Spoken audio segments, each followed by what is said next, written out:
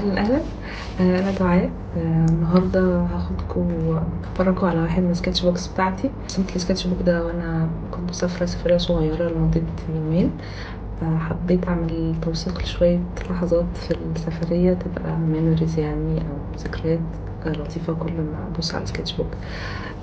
فيلا بينا نبدأ الفيديو وأفرجكم السكتش بوك بتاعي.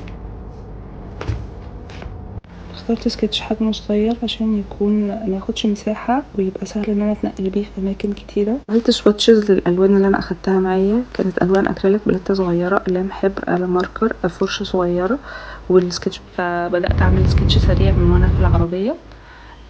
بعد ما وصلنا ده المكان اللي كنا قاعدين فيه، فحبيت برضو ان انا ارسمه سكتش.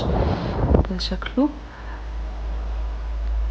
طلعنا على البحر فاخدت السكتش بوك معايا ورسمت الناس كانوا جنبنا قاعدين على الشط. ممكن السكتشات ما تبقاش بيرفكت قوي، بس بتفضل الميموري بتاعتها موجوده، بوثق اللحظه. ده الفرنيتشر كان موجود في الشاليه. ودي كانت في الحديقه. كان عاجبني قوي السور الزرع، برضو رسمته. وده برضو كانت عاجبني قوي ده كان موجود في المكان، كنا بنعلق عليه الحاجات بتاعتنا، فكان عاجبني شكله.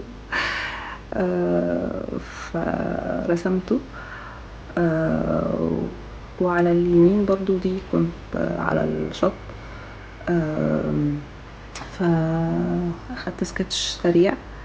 يعني كلها كانت سكتشات سريعة، ممكن متبقاش بيرفكت نفسها، بس ان انا مستمتعة ان انا برسم وان انا بسجل لحظات صغيرة من المكان اللي انا موجودة فيه.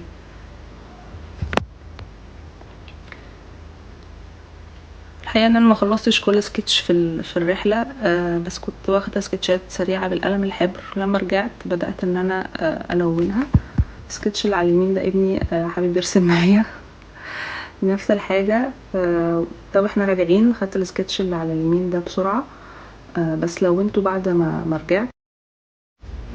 كنت خلصت تقريبا 3/4 السكتش بوك، بس كنت عاوزة اكمل الباقي. فبدأت دي نضارة كنت اشتريتها من هناك، فحطيتها قدامي وبدأت ارسمها. اقدر افتكر ان انا يعني اشتريتها من المكان ده.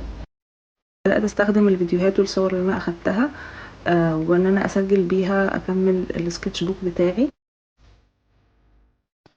مش شرط ان عشان الرحله انتهت ان انا يعني ما استمتعش ان انا اكمل التوثيق للرحله او اكمل الرسم بتاعي. ممكن استخدم الصور او الفيديوز الموجوده، بالذات ان احنا بنبقى عاوزين نقضي برضو وقت مع الناس اللي احنا مسافرين معاهم واحنا نستمتع بالمكان. فمش لازم يكون ان احنا نرسم دوت عامل لنا ستريس او ان احنا ما يخليناش نستمتع بالوقت.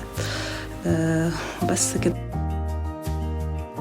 شكرا لوقتكم. اتمنى الفيديو يكون عجبكم، واشوفكم الفيديو الجاي ان شاء الله.